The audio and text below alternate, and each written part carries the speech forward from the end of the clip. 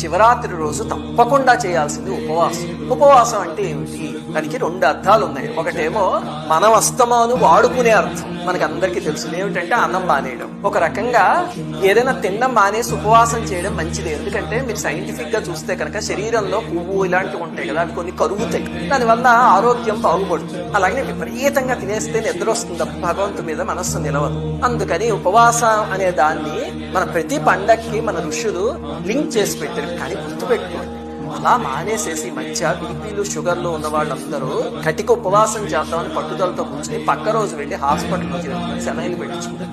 అలాంటివి ఎంత మందిని చూశాను.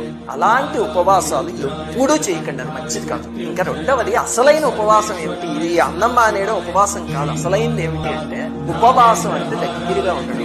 అంటే మన మనస్సు పరమేశ్వరుడికి దగ్గరగా రోజంతా ఉండగలిగితే దాని ఉపవాసం.